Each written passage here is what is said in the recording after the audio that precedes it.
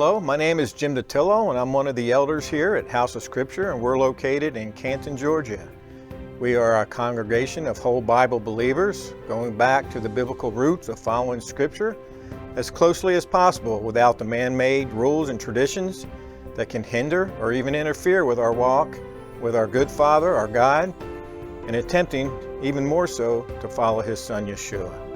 Along with our senior elder, Tom Eubank, we are starting a new series of discussions and questions on relevant topics facing believers today, believers following Messiah, within the context of modern society, cultural, and religious settings. And even more simply, what are some of the real issues facing believers today in trying to walk out a life of faithfulness and obedience according to the Scriptures? We are calling these sessions Real Conversations from House of Scripture. All right, well, welcome back. We're going to get into our next session, session 2, if you will.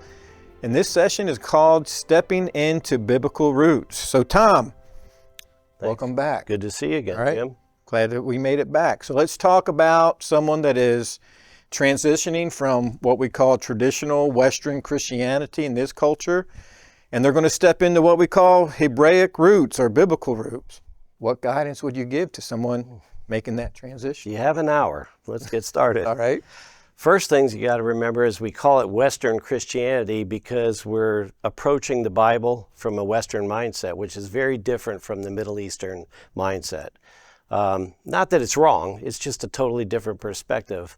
The Middle Eastern mindset is more of a doer, an action type of a culture, and they approach everything that way, where in the Western world, we tend to think of things as logical and thinking of it as in our mind.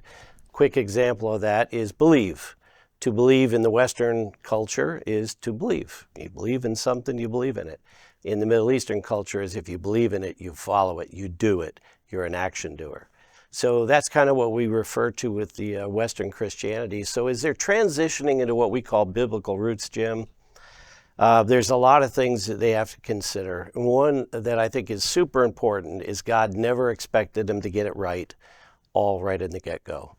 And it's interesting because if you study the decision that James gave in Acts chapter 15, you realize that he gave them 4 commandments, and he said the rest they'll learn as they come and they study and they learn about what the Scriptures say. So the first advice I would give someone is don't expect to get this overnight.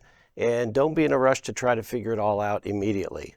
Get started, plug into a good fellowship, preferably, from my point of view, a Scripture-only fellowship, or at least as close to that as possible.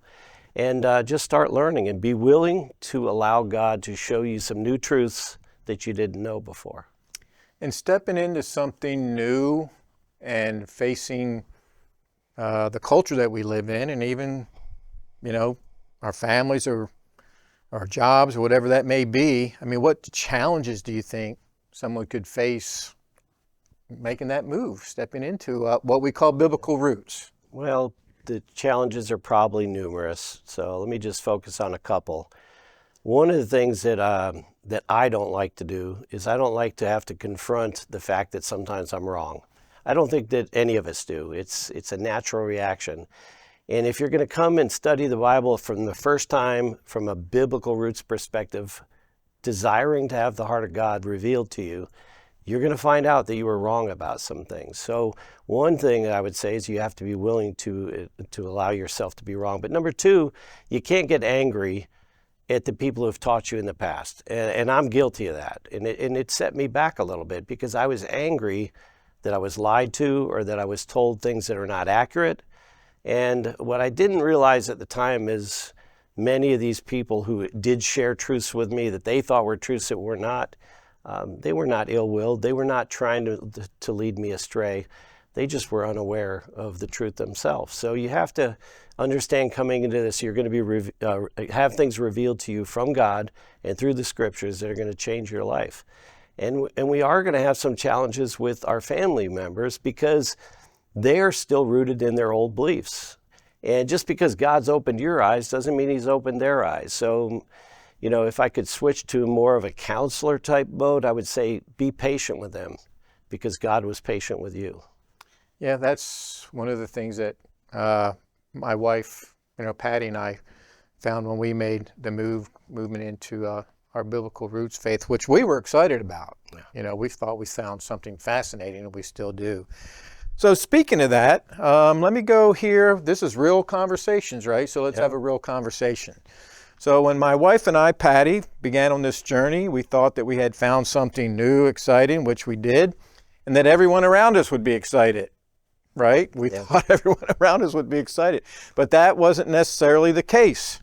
Why do you think there is resistance at times from our family, from our friends, and really the culture that we live in, when we simply are trying to live based on what is written? Yes. And I think every situation is different. However, I think sometimes real life examples are better than just an explanation from myself. So my wife came to the conclusion that the Sabbath was a holy day set apart for God, by God, and it was given to us at least 2 years ahead of me. I did not want to believe it because it was not convenient for the lifestyle I was living at the time.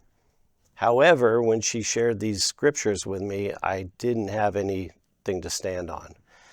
So I got a brilliant idea. And I may have told you this, I may not have, but I thought, well, let's go see the local rabbi. Certainly he knows the Old Testament better than anybody. And when we went to see him, he said, "You're a Gentile, you don't have to keep any of this." And I was relieved. But honestly, Jim, I was just looking for somebody to justify what I already was determined in my mind I was going to do, and I didn't want any part of it. So my wife had to suffer along with me for about 2 years before God finally got my attention. Now, I was stubborn, I was stiff-necked, I was just like the Israelites coming out of Egypt. And it took almost a near-fatal car accident for me to open my eyes, to wake up, and finally say, "God, I'm willing to change my views if that's what you're asking me to do."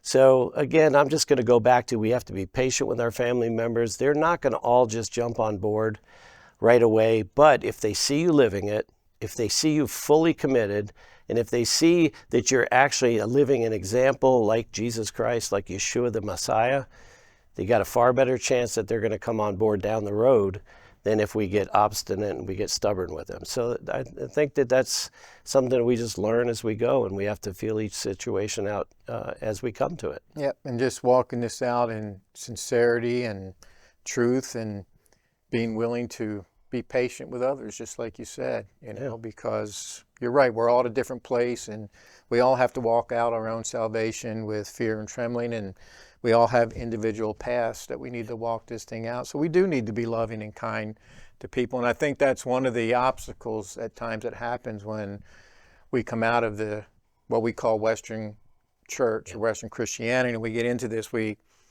get a little bit passionate about this, and we want other people to be passionate as well. So. I agree with you. And, you know, one of the things that I kind of changed how I deal with things over the last 13 years.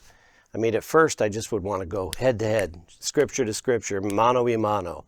And that never worked. Even if I was right, I was wrong.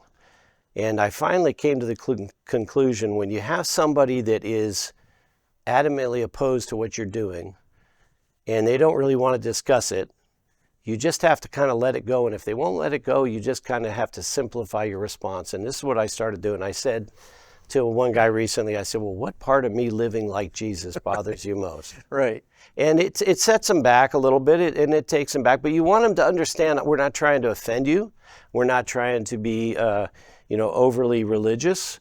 We're just trying to follow our Messiah and be a living example like he was. All right. Well, thank you again for this session, and we'd like to close this out, and we'll be back with another session, and we'll probably be talking about the Shabbat, the Sabbath. So thanks for tuning in.